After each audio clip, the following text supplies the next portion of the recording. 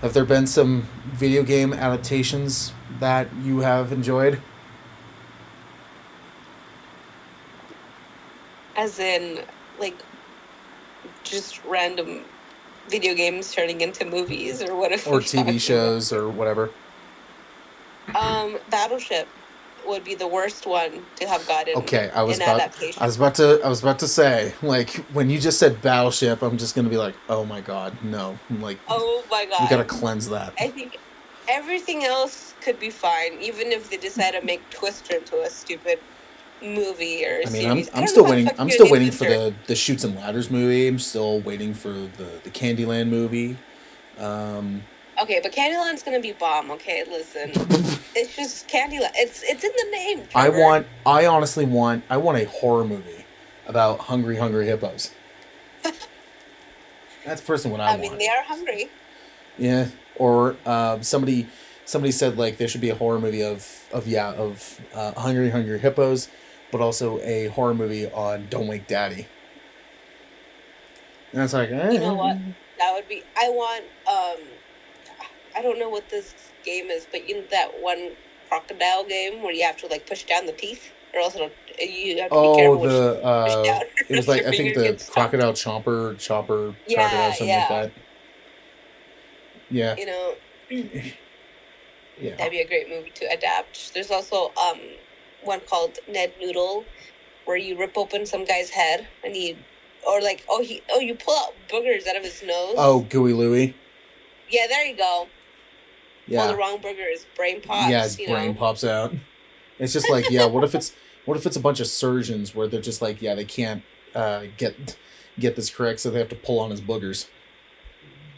That's what I'm saying. Some of these would be pretty interesting to see in theaters They one have to get a day. tumor out I of his head, but unfortunately, he has like a metal plate in his head, so they can't. So they can't go in that way. So then they have to pull out the boogers to get the tumor out. There you mm, go. crazy. See Hollywood. We're giving you these ideas. Yeah, might as well start making the movies now. Write down some notes. I mean, Oh wait, hold on. Copyright. oh, although the most interesting one that you sent me was the Barbenheimer movie of Miss. That's an actual thing. That's actually getting made. Yes, that's getting made, and I don't know how to feel about it. I I really mean, don't. if you want to take care of a trend, yeah. The film follows Dr. Barbenheimer, a scientist doll living in Dolltopia who tries to take out humanity with a nuclear bomb.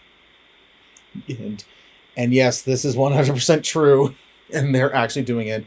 And I think it said it has, yeah, a budget of $1 million. And it's like, That's oh crazy. my god. But when it comes to video game adaptations, personally, I think the best one that I've seen in recent years was The Last of Us. Yes, that Yeah, has to be.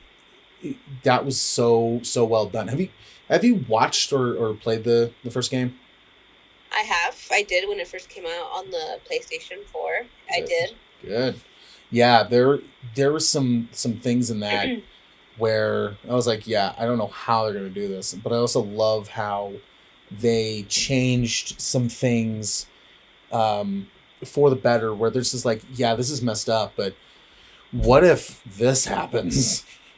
And yeah, I remember like one of the episodes, and it started going the way of the game, and then they changed it, and it was one of those like moments where like my jaw was to the floor because I was like, oh my god, that's just crazy. So, and then yeah, after that episode, I had to.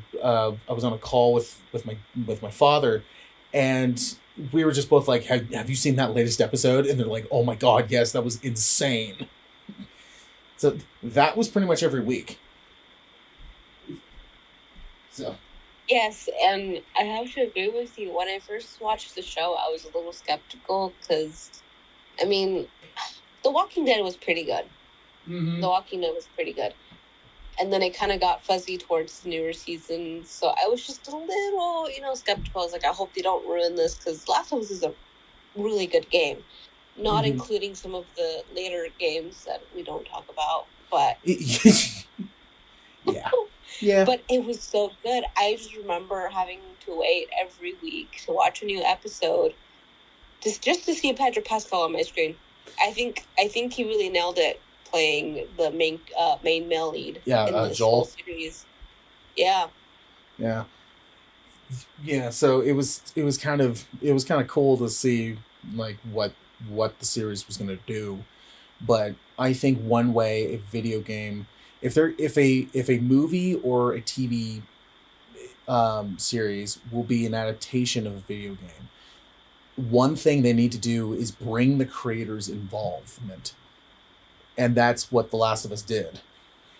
One of the creators was the game director, so it was kind of like, see, this makes sense why it's so accurate.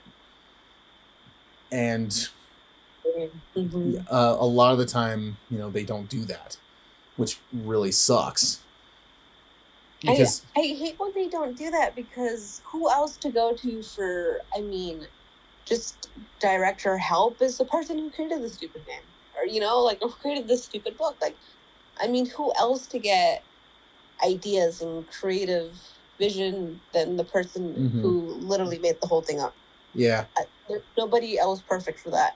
And I know it really did help bringing in the people who made the game, because they added, I don't know if you remember, but they added the original voice actor to Joel in one of the scenes. And that was a really fun Easter egg to figure out. Well, it was the same thing with Ellie. She, the voice actress, was in it. Yeah, she was Ellie's mother. Oh. Yeah, so it was kind of a, like, if you knew it, you knew. And it was like, you had a smile on your face. So, I think we all had a smile on our face with The Last of Us. Yeah. So. Yeah. Well, yeah, the Last of Us, it was definitely one of the first games where I realized that video games can pretty much be on par with film.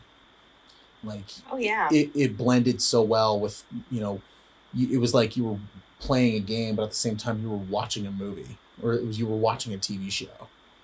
I think the best example for that would be some of the Mortal Kombat games that had really long cutscenes, to the point where if you put all the cutscenes together, you just make it was a film. Movie. Yeah. Speaking of video game adaptations, the Mortal Kombat ones. Well, the first one, at the time, I'll give the first one, the original one, some slack, because at the time Mortal Kombat was not known for having story.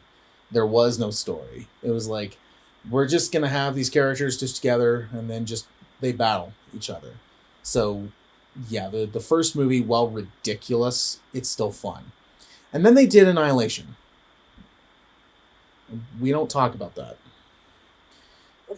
Okay, I agree. Annihilation wasn't the best movie. In general. Just in general, it really wasn't the best movie. That film's just ridiculous. But the newest one, I know a lot of people did not like it. But, personally, it's like, this is the closest we have gotten to this point to get a kind of accurate representation of the games. And, doing the fatalities. And they even said, like, there were times when the MPAA was, like, on their asses, like, each day, going, this needs to be trimmed, because apparently they almost got an NC-17 rating because of the violence. Wow, I didn't know that. So, yeah, so it was very much like this is what, this will be a gory film, much like the games. Now, which I appreciate, because the whole point of Mortal Kombat is to see everybody get their fucking guts ripped out of them. Well, have you seen the new film? I have seen the new film. Yeah, they do.